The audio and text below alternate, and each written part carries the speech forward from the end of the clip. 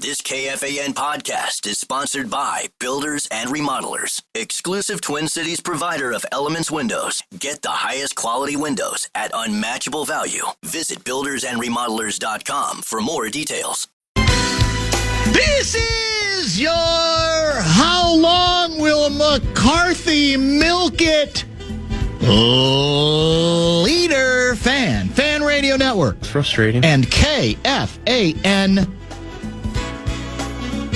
2 minutes and 9 seconds past the hour, 3 o'clock Central Daylight Time. Welcome back. It is a Thursday edition of the high-flying, highly combustible, often controversial bumper-to-bumper program. Guardsy produces. My name is Dan Barreiro, and I'm a former Inkstand Wretch newspaper of the Twin Cities. Once upon a time, editor-in-chief of the Indiana Daily Student. That's foreshadowing what might be coming up a little bit later regarding that particular subject as well. Another controversy worth discussing.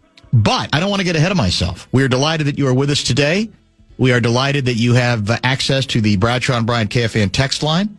You can reach us, as always, at 646-86. One disappointing bit of news. Sean Salisbury out today for very good, happy, personal reasons, it appears.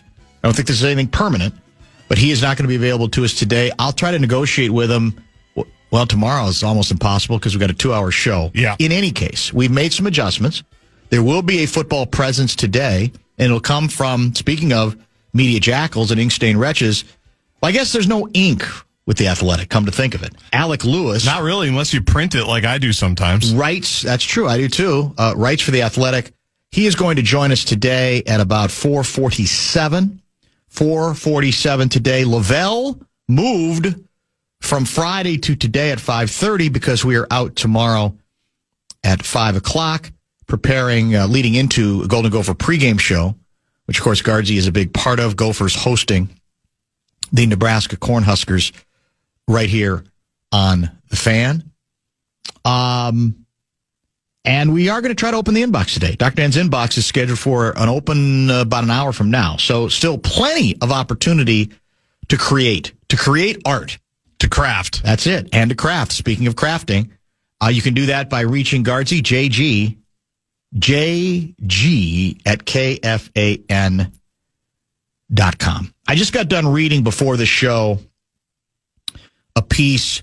The Jackals, some of the veteran Jackals are finally catching up with us and acknowledging, in this case, Chip Scoggins, that Carson Wentz will be the starting quarterback for the Vikings on Sunday against the Eagles after he had admittedly, I give him credit, he acknowledged that he had predicted a couple days ago it was going to be McCarthy. He's done the Sirwanga and says that it's going to be Carson Wentz for at least another week, maybe 2 games because of that Thursday night affair in Los Angeles, California. I don't know how much further we can go down that road, but it did occur to me as we're all sort of debating this and trying to read the tea leaves and analyzing word for word what the head coach has to say each and every day. Are we ignoring the elephant in the room regarding this story that has nothing to do with who should start and whether one guy's going to start instead of the other guy and how long that guy, if it's Wentz, should be allowed to continue to play? Do you have, can you get the Vikings schedule up on your computer? The date with the dates. We have a printout right here, so we're ready. You have it, even better. Yeah. Okay, that's even better. It'll almost seem like this was planned out. What was the date of the Vikings-Bears game in Chicago Monday night? Monday, September 8th. What is the date today? Today is October 16th. So can we do this, Matt? Is that 6 weeks ago? I'd have to get a calendar and count, but that sounds about right. Well, it's the beginning of September, and it's mid-October, correct? That's 6 weeks. And what did we hear from the quarterback himself yesterday? I can't tell you it's 100%, and it's annoying. Has anybody asked, again, I get it, high ankle sprain, they're tricky, different levels of them and all that stuff. But did anybody really think that at the 6-week mark, it's still highly likely that he's not ready to play? Not mentally. I'm not talking about whether, he can handle the load and whether it's too much coming at him too fast. I just mean his body. Did anybody have that on their bingo card, that it's going to be 7 or 8 weeks, 2 months? How long is McCarthy going to milk it? I'll just ask you. You're the ankle expert among the two. I've torn ligaments in mine. Yeah, some Riverwalk issues. I've torn ligaments in both of my ankles badly. Well, technically, he's still at about the 5-week mark. He got hurt against Atlanta, right? He didn't get hurt against Chicago. That's true. That's a good point. But he hadn't practiced. We'll give him the grace week. You're right. But then he had the baby. You say he played. He was in the game. Maybe my mistake. Maybe that's why what I was thinking. He played, but he really didn't play. Yeah, he was suited up. Yeah. He dressed, but did not play well, and then injured himself. Yeah. But has really only practiced, like we've said, one time before all of this stuff in the last 5 to 6 weeks. You're right. It's tender. Doesn't that feel like... Here's what I do start to worry about with him. And again, I'm not calling him soft, but all the best laid plans go out the window if a guy can't stay on the field. He missed all of last season, correct? Yes. I don't remember him playing in any regular season games last year. He didn't. He played okay in the preseason and then was done. Right. So it feels like, all right, so it's 5 weeks. It's 5 weeks then, correct? Should be. Since the Atlanta game. He heard it in the Atlanta game. And I'm looking at... I remember we talked about it. There was a camera shot where they showed him on the sidelines getting the ankle retaped. That's right. And I wondered. But, he's a tough guy, and really, I don't think after the game anybody said anything about it, right? No, it wasn't until, I think, the next day that KOC ruled him out. Correct. So Monday the 15th. And pulling up that story, at the time, the report was he was expected to miss 2 to 4 weeks. And here we are. So we're definitely past 2 to 4 weeks. We're basically 4. I guess we are at 4. Yeah. 4 and change. From the 15th to the 16th of month to month. By the time we get to Sunday, it'll be the start of another week, basically. Mm-hmm. So it's going to end up being closer to 5. And read the tea leaves, man. He's not going to play. How often do you hear from the player himself? And I'm not ripping him for his honesty. How often do you hear from the player himself? It's annoying and it's not 100%. How often do you hear, did you see the quote from, I missed this quote. I don't know if this was from yesterday or Monday, from the head coach. Did you see this one? It's a unique, real injury. Unique, real injury. That's apparently what O'Connell, unprompted, according to the Chip Scoggins column, said. I missed that quote. I didn't see that one or didn't hear it. A unique, real injury. And so I got questions from the Jackals, and I'll ask Alec Lewis this at 447. How is it unique? What is unique about it? That would trouble me. Because it almost sounds like you're saying, well, this wasn't your garden variety ankle injury. So what does that mean? Does that mean it could be 2 more, 3 more weeks? Does it mean that makes all this debate academic?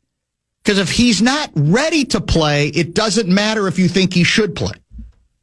Right? They're not going to force him, nor should they force him in. Why do I want to believe that number 4 would have missed maybe 2 weeks? Does that mean? Is that too mean? Brett Favre, number 4? Well, it might be mean, but it's not wrong. I don't think it's wrong. It's not incorrect. Hell, his ankle was almost removed in the Saints game, and he kept playing. He did. By those cheating bastards that you love so much in New Orleans. I still turn the volume down with Jonathan Vilma on the call. So I'll give him, the Bears game goes back to what the head coach said about how much he's practiced. So the week of the Atlanta game, he practiced once? Yes, because he had a kid. The baby.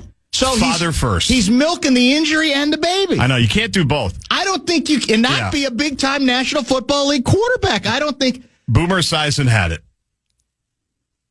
It's the C-section, number one. It's poor family planning. Like, that's get true. it together. That's true. I mean, you're about to be a starter in the National Football League. Well, you agreed with him. Get it together. You agreed with him on that. Not the C-section. No, no, not that. No. But the planning part. But if I'm JJ McCarthy, I'm about to be a starter in the NFL. I'm saying, hey, can we wait till March? I was hurt all last year. I'm only half kidding, by the way. I could be honest and also say I'm only half kidding and say if McCarthy's last name was not an M name, I probably wouldn't have done this bit at all. I've waited how long to replace how long would Maurer milk it? Yeah. With a suitable candidate with an M name. That's pretty good. And we got him. It's McCarthy. How long would McCarthy? How long ago was the Maurer milk it bit? About 15 years. 15 years ago. Yeah. And it landed him. How did it turn out for him? He ended up in the Hall of Fame. Hall of Fame. First ballot Hall of Fame. And I never remember Dustin Moore sending a message saying Joe Mauer is going on paternity leave. Well, no, that's true. He won't be available for the White Sox series. So, on the one hand, I'll apologize to JJ McCarthy for pretending that he's been out an extra week because he did play. I use that term loosely in the Atlanta game, but he did. But I'm starting to wonder about, again, that part of it and whether this is just the kind of guy whose body is going to be a problem. Because let me tell you something, boys and girls. If that's true, the whole thing can unravel on you. No matter how much you love the player, no matter how much of a gamer you think he is, no matter how much you think he can become your franchise quarterback forever, all those best laid plans can get wrecked if you got a quarterback who, for whatever reason, bad luck, bad circumstance, bad healing issues, freak injuries, unique, according to the head coach. Unique, real injuries. You cannot stay out on the field. Did anybody follow up and ask him what he meant by unique? I haven't seen it. Doesn't mean it hasn't happened. So do we know, by the way, officially that it was a high ankle sprain or just an ankle sprain? Or did we say high because then we knew the understanding would be it was going to take him longer than just your basic garden variety ankle sprain? I would assume that we said it's been diagnosed as a high ankle sprain. Okay. That's according to Seifert a month ago. Okay. According to Shefty. All right. We're all in agreement. He's not going to play Sunday, right? Or not? You're not ready to go that far yet. No, I don't think he'll play, and I don't think he'll play Thursday either. I think he misses the next two games. And that's not on him necessarily. It's just the schedule. It's the schedule. The fact that they play Thursday night. We've all sort of taken for granted. Well, yeah, he's hurt. But at some point, when you get to the 1 month mark and past it, you go, wait a minute. And by the way, at this time, he's still saying, he's not saying, hey, it feels pretty good right now. He's saying it's annoying and it doesn't feel very good and it ain't 100%. And he's limited in practice. For God's sake. So I think the Jackals need to get on the scent of what's going on here exactly. What's this about? How long will McCarthy milk it? First, Van and two men and a junk truck want to give you a shot to win bonus bucks with our national cash contest. First keyword of the afternoon is dollar. Go to KFAN.com and enter the keyword dollar. This football season, Bell Bank is giving one KFAN listener each week $1,000 to pay it forward to a charity of their choice. Just head over to KFAN.com, keyword contest to learn more and enter today. KFAN.com, keyword contests.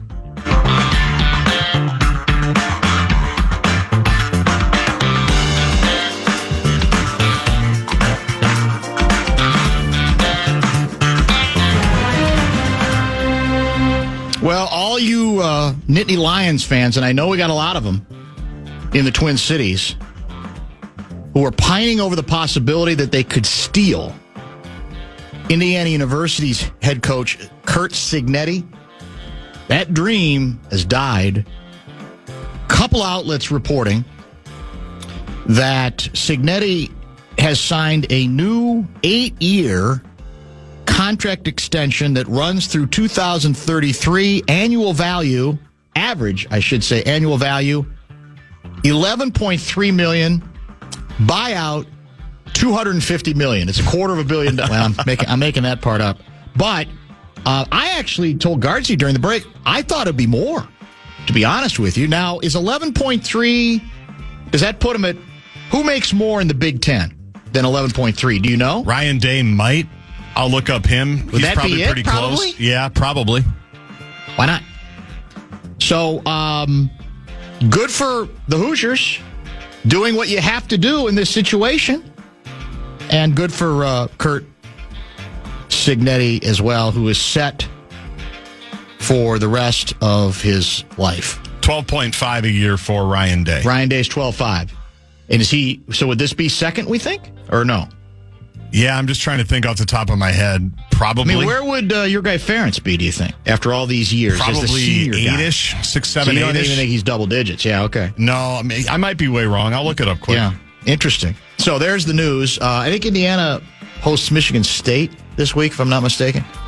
Did I see that something's goofy going on? Like, people are like playing with them. Did I see they're like 28-point favorites? The Hoosiers? Yeah, that's not. That was a misprint, right? I bet it's not that far off. Well, they're not. Michigan State's not that horrible. I know they played terribly against UCLA at home. Yeah, it's not going well for them right now, though. No, that's true, but it's like, come on. That to me is like you're trying to get people going. We'll see. 27.5, according to DraftKings. 27.5 points? Yeah. They're trying to get people to bet. You got to remember that. They're trying to get people to take the Spartans. How long will McCarthy milk it? Texts.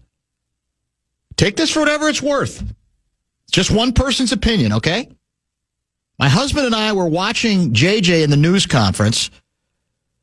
He's talking about, she is talking about McCarthy. And I'm sorry, but he looked like he was avoiding eye contact at the press conference and did not seem confident in his responses. Oh, wow.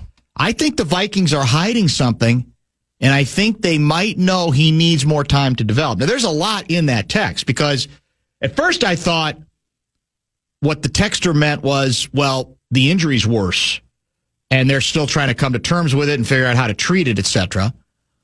But towards the back end, it sounds like it's we're trying to continue to the ruse. Yeah, the ruse that we're pretending he's hurt when deep down we know there's we just don't think he's at all prepared or ready to get back out there. Now, somebody also texted a belief. What do you think of this? That part of the KOC impatience, the Zimmerization of KOC the last several weeks, which has been dramatic. Unbelievable. Might well have to do with, is it possible? Frustration? Dare I say exasperation? On how long this is taking with no end in sight quite yet. I'll throw that into the air. I don't know that that's true. I haven't checked with anybody. But could it be that's part of why he's a little frustrated? Because he's wondering, like, well, come on, what's going on here? Probably. What do you mean? And what is I still want to know what unique means on the injury. Unique. Curious to know why you think if Wentz starts Sunday, it's a foregone conclusion that he would start Thursday. Assuming the ankle's okay, he'd be healthier than Wentz on a short turnaround, general soreness, and would have more time to prepare for the Chargers than Carson. That's John from Owatonna. It's a fair question. I think I'm basing it on what the head coach has said. On his strategy bringing McCarthy back. I want a full week of practice. I don't want to force him in. We're not going to be in any of that kind of a hurry. He didn't use those words exactly, but that's the impression that he's given. And to that extent, because there's so little time between those two games, you feel like, well, yeah, you're going to just stay with Wentz. Now, if Wentz throws 3 interceptions and they lose to the Eagles 41 donut, then all bets are off on everything, right? Probably. But again, if he's not ready, it's not going to matter. And somebody else made a really good point here. The key question this week, even bigger than, because we now pretty much know who's going to start. The key question is, will McCarthy suit up for this game? That's where it gets really interesting. That's true. Because you can argue that if they come to the conclusion that he's still gimpy, why suit him up at all? If you're not going to start him and force him out there because, we got to win a game or whatever the case may be, we feel like he gives us the best chance to win, which I don't even think they believe right now, then Brosmer's got to be your backup QB, and I'd say that whether it was your guy Brosmer or anybody else, why even suit him up, right? That's where I think we'll also get a clue as to where he is. Now, does that completely rule out that he would play Thursday if he doesn't suit up? I think it kind of does. I do. I really do. How many days do you have to practice? If you play Sunday, you have to travel Wednesday, right? Yeah. Day before the game. They barely practice the week that they do the short week stuff. Exactly. So that's why I think it would be surprising. Very surprising, other than, well, the other X factor is Wentz gets hurt, which he gets battered. That's very possible. And then you got the delicious notion of Brosmer somehow making himself, getting himself in the mix as well. This is too deep for me. This is from Ed in St. Paul. See if you've ever heard of this. All right. My question would be, if the McCarthy high ankle sprain was so severe, why didn't he undergo the popular ankle tightrope procedure, which is a minimally invasive surgical technique used to repair a high ankle sprain? Unlike traditional methods, this procedure could offer a faster recovery time, with some athletes returning to the sport in as little as 4 weeks. Do you know anything about the... I don't think I've heard of the ankle tightrope surgery. Procedure, or is he just playing with it? He might be. JJ seems, though, to be one that would be interested in alternative medicines. You think so? And alternative treatments and therapies. Yeah, you might be right. But if it's as little as 4 weeks, then what the hell's the difference? We're at the 4-week mark now. Yeah, well, you're going to do that just to maybe get an extra week or two? Well, maybe maybe he would be farther along than he appears to be right now, because it doesn't appear. Now, again, maybe he's going to hit. Did they practice today? Yes. Well, and they're practicing. They just wrapped up. Has he been classified? Is he classified again as limited? Wasn't he limited yesterday? Wasn't he defined as limited, or am I wrong? No, you are correct. Yeah. He was limited yesterday. We don't have the report today yet. We got it very late yesterday, I thought. It was after the top 5 at 5. Usually it's just before. So we'll see what they designate him as now. But I do know all 53 were out on the field in some capacity today, according to, I think Seifert tweeted that everybody that's supposed to practice was practicing today in some capacity. What I've seen so far, JJ McCarthy will be the Byron Buxton of the Vikings. Always injured, may have the talent, but not big enough or solid enough to take that kind of punishment. That's Kelly and Ramsey. Do you think KOC is more frustrated because he's starting to think JJ isn't who he thought he was? I think it's too early for that. I do. Look, there are no guarantees on anybody, no matter how much I like the QB, you like the QB, like the move, whatever. But I think it's too early to say that. I do think it's possible that when we look back on this thing, is it going to be the kind of thing where you say, well, maybe he needs to sit a much longer period of time than we thought? But even that is premature at this point. Dan, why don't they just come out and say, yeah, we know who we want in there to start. We're just not going to tell you. It would save so much time and energy babbling about this over and over again. Where are we here? Oh, you're not going to like this one. This is from Mark in Lakeville. Dan, maybe Sean Payton was right after all, and he tricked us into taking McCarthy over Bo Nix. Oh, interesting. That's controversial right there. Interesting.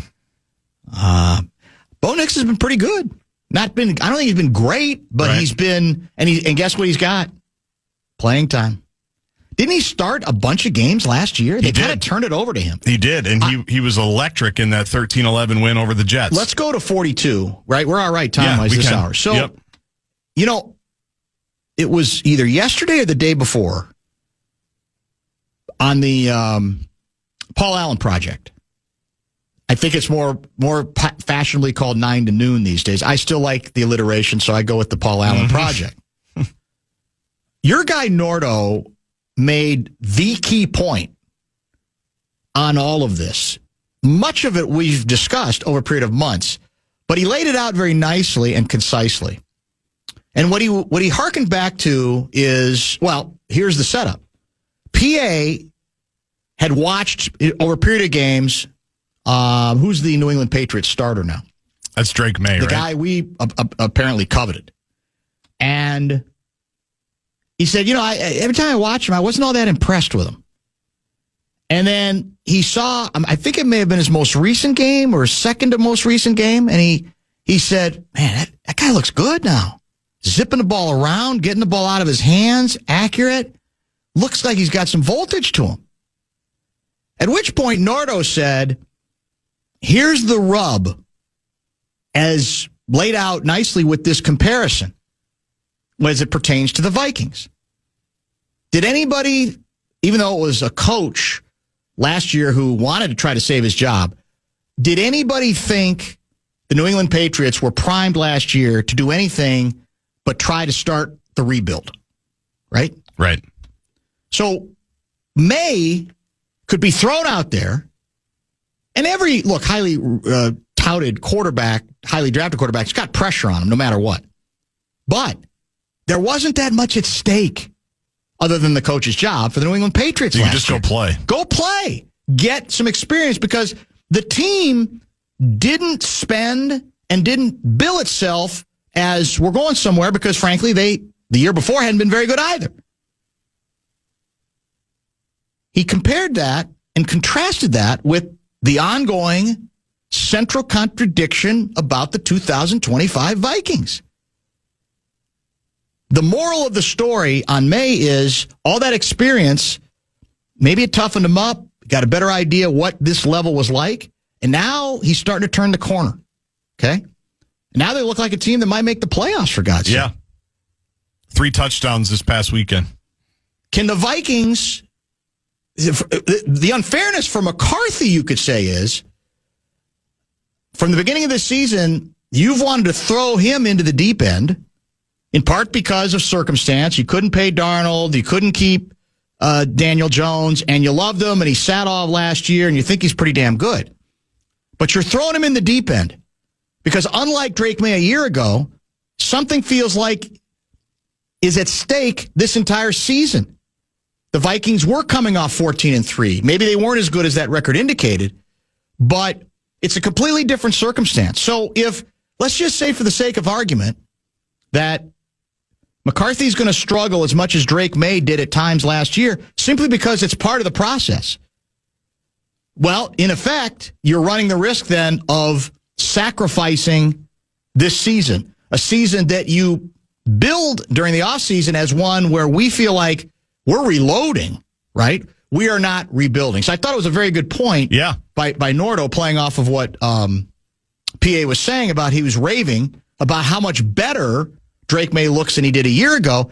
It's if McCarthy needs that same period of time, number of games, then it's going to directly impact this team's chance to compete in any meaningful way in 2025. Now, the comeback to that could be, but we got better infrastructure around them. We were supposed to. Than the Patriots did, and at least we were supposed to. Some of that broke down. Some of that broke down, too. So that continues to be why, as much as people think we talk about this whole thing too much, why it can't be talked about enough. And you and I have talked about this too, whether it's fair or not, what has added pressure to this situation is there are 3 quarterbacks being hailed as either playing great or redeeming themselves. And their names are Darnold, Jones, and Rodgers. And we were in the mix. We had 2 of them, and we obviously flirted in the darkness retreat with the other one and ultimately said, no, we're not going to mess with it. It's too much trouble. Even though we tried to tell people on this show the Vikings should have plunged into the deep end for Aaron Rodgers. And the third one, we think, wanted to come here as well. Yes, exactly it. Right? That's exactly it. I heard Drew Brees earlier this week, and this isn't what anybody wants to hear either, and I don't even know if it's true, but it was an interesting opinion. His theory is that young quarterbacks, he thinks, need 50 high-level games, is what he called them. Think about it. And that doesn't necessarily mean just in the pros. Okay.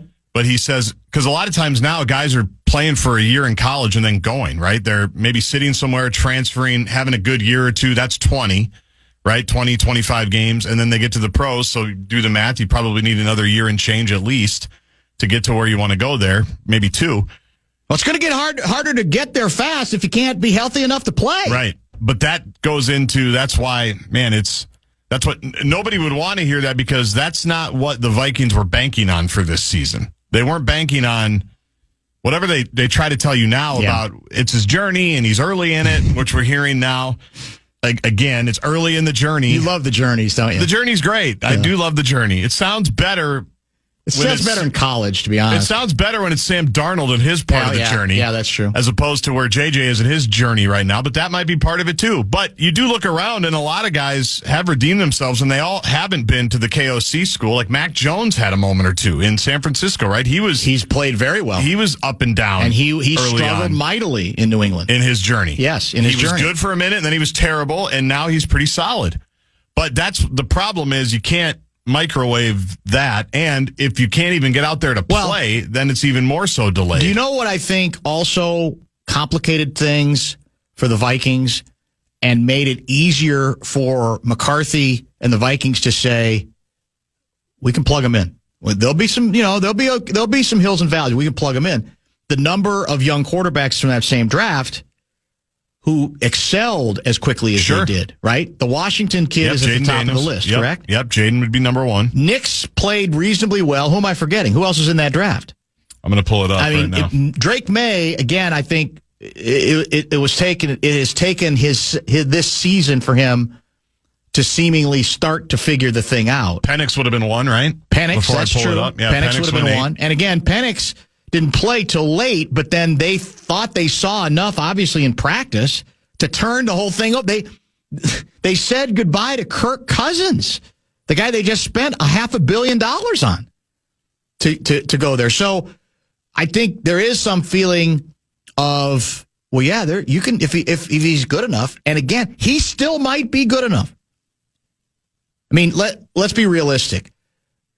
The first game I think he's likely to play, if he's healthy enough to play, is that Lions game. At Detroit. And that's after the Thursday game where you got some extra time, right, at Detroit. That's the game, is it not?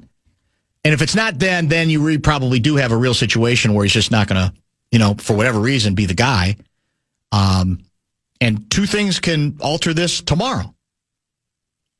Worsening injuries for Carson Wentz, who does get hurt himself, and bad play, where he just regresses to what he has basically become, classified as pretty much a journeyman quarterback, and it can change the whole thing. The question then is McCarthy ready to grab the reins at that point, physically, let alone the mental side of it and processing everything? And, I mean, Chip brought up the same thing we did about the low base, and, I mean, talking when a head coach starts talking about a quarterback like he's got to strip him down and start over. Exactly. That's just not a good sign in the middle of a season. No. I'm sorry. And that was bothering me so much again yesterday. We talked about it. Because think about all the things that happen in, 2.7 seconds, basically, for an NFL quarterback to get the ball and figure out where the hell to throw it. Like, you're going to tell me it's productive that right now on October 15th, we're talking about base, balance, body control, and Brosmer, or whatever the hell the four Bs were. The fourth B might be Brosmer. As he's dropping back, and he's having to think about all that. Meanwhile, here comes Micah Parsons in a couple of weeks. Like, that just doesn't make sense. We should be stripping all of that down right now. We shouldn't be thinking about any of that right now. Base, body position, and balance. Yes. Those are the three. Base, for now, body position, and balance. And then the fourth could be is, as we've talked about several times, the power of completions compels you to not be afraid to throw short passes. Yes. That's a big part of it as well. So we'll have to see. Which I interpret as Brosmer, by the way. The ability to take the completion. That's all I'm going to say. Well, you're on record. Consistently. You might as well play it out now. You might as well go all the way with it at this point. He could go in and throw 5 picks. But I don't think so. No one's going to remember that anyway. But if you're right, then you're going to be like, see, he called it. You're feeling it, aren't you, for this week? Well, I will say I'm still bummed that Wentz went back into the game in London. He went 9 for 9. No, he was great. It was good. You're saying Brosmer would have gone, 10 for 10? I'm just saying it's set up so beautifully. Yeah, it was. It was set up so beautifully for the bit. That's a lot, man, to ask anybody, including your guy. That's a lot with that offensive line. We'll never know. State of Hockey is starting to wonder if JJ was actually a basketball player. Hockey guys tough it out. That's true. That might have been fallness. You guys are both morons. You're comparing a guy who played 2 games to the guys who played all last year. Well, yeah. You're kind of missing 612 guy, you're missing the point. I was quoting Nordo as saying that because that quarterback, Drake May, had all that time and struggled mightily last year, to ask McCarthy this year on a team that seems to be built for winning now, not rebuilding but reloading, that's asking a lot. That's the point. If you missed it, I can't, there's nothing I can do for you, man.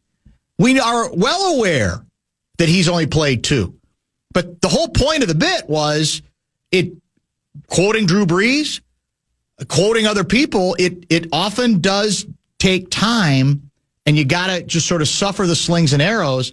And unfortunately, the team was built to not want to have to suffer those slings and arrows in 2025. So that would be the difference. Base, body balance, bust, Wolves in 5. We'll come back. And what's next? Oh, well, at the top of the hour, Dr. Dan's inbox. Keep the text coming. Or Get the them in. emails. JG at KFAN.com. We've got room.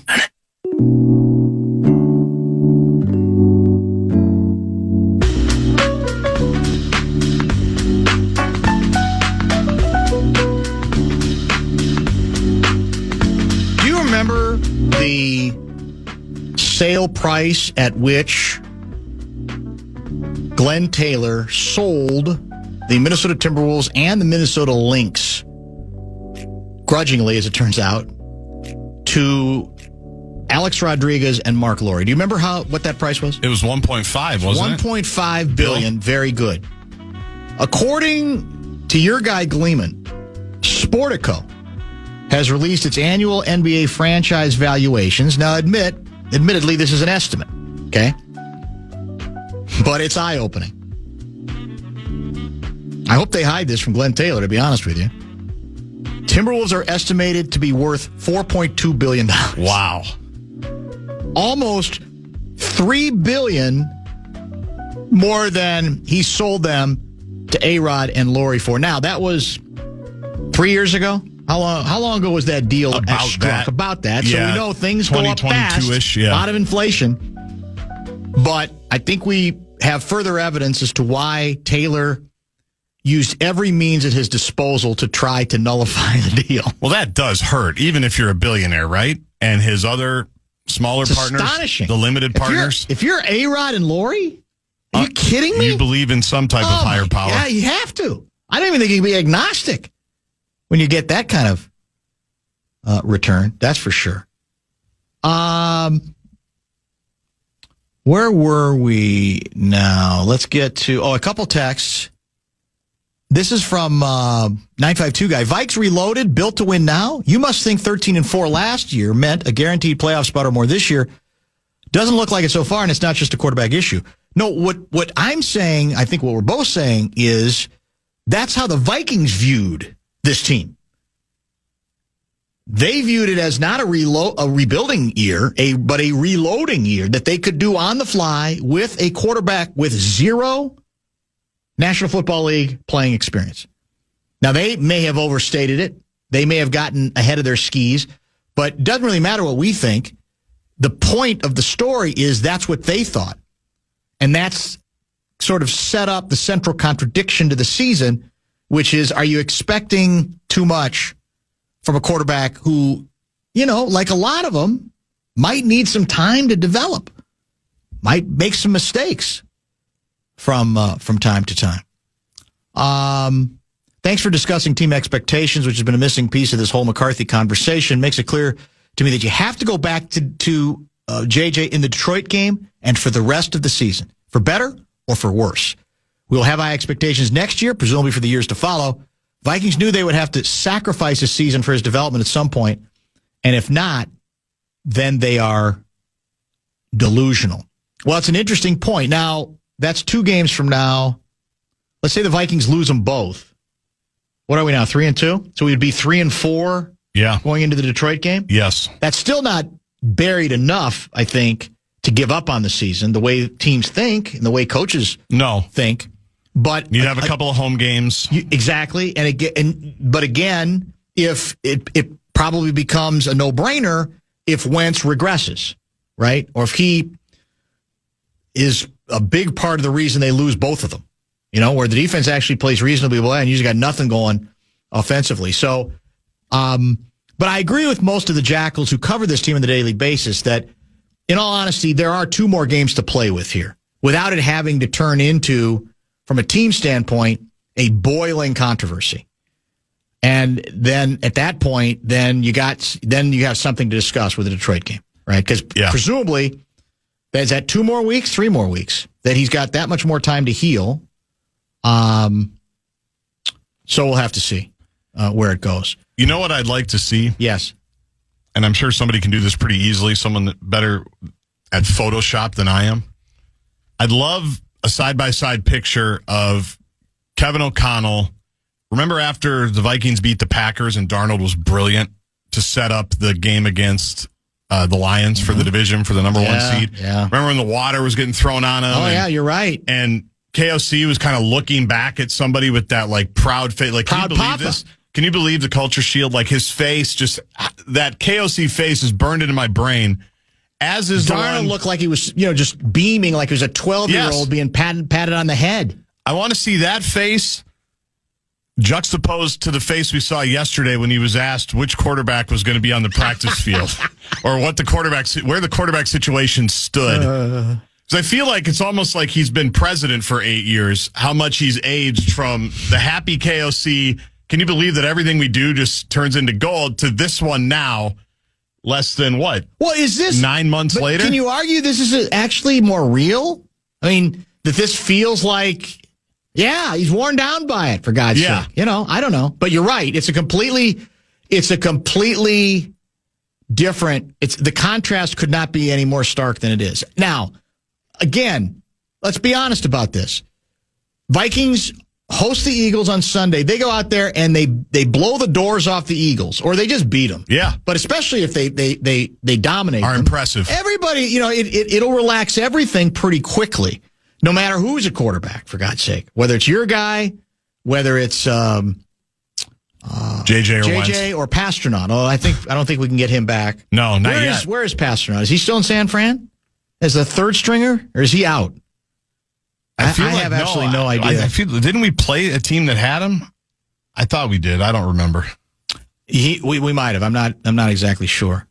Yeah, I feel real sorry for Glenn Taylor. Let's start a GoFundMe drive. You knew that was coming. Of course. You said it, it's stupid, but well, no, imagine knowing you could have had multiple more billions. Yes, billions. It's a massive change. He's good. He's fine. Yeah, But I just think his ego and his pride. He's not going to have to eat at Arby's. No. Which, by the way, ham and Swiss, lucky, and the potato cakes, I'd be fine. If I was a billionaire, that's probably where I'd eat. Me too. Just every day. Yep. I don't care. Large cherry Coke. Curly fries have gone downhill, though, a little bit, I've noticed. But anyway. Yeah, I'm with you. Well, I'm potato cake guy. Are they back again, or I haven't been back in a while? I haven't been back in a while either. They go back and forth on those. But that's where you still have... Like, the last big business deal of a legendary career is going to be that one for Glenn Taylor, where he left at least $2, maybe $3 billion on the table. That's not going to sit well. No, it's not. No, it wouldn't sit well with anybody. No. I mean, again, he's fine, but it's an interesting story. And we kind of knew it all along. Yeah. That people kept saying, man, that price probably is part of what's bugging him right now. And his partners. Yes, that's very true. I mean, that was their a lot of money's it. A lot realer than his. And I really believe that was part of what made him say, well, if I can find a way to get out of this thing, I'm going to go ahead and get out of that. And the fact that the team was better, obviously, that he had suffered through a lot of stuff as well there. So it's a combination of both those things. All right, here's what we got the rest of the way. We've got Alec Lewis at 447 on the Vikings. And we have Lavelle moved up a day. He is at 5:30 today because we're out early at 5 o'clock, and we want to find time for him. Lavelle did text us the surgery, was it tightrope surgery for high ankle sprain? Exists. He writes, I've never covered anyone who has had it. So I don't know, maybe that means it's controversial. Maybe it's experimental. I've never even heard of the term. I didn't never know it heard existed, of it. which is kind of interesting. And he covered the Twins in that clubhouse, so it must be a really rare surgery. Think about it, yeah. Or maybe we should have used it more often than we did. Possibly, too. We may look back on this and say, if we had just committed McCarthy to the tightrope surgery, we'd be on our way to the NFC North title. Think about it. Back with the inbox. That's next here in the Fan.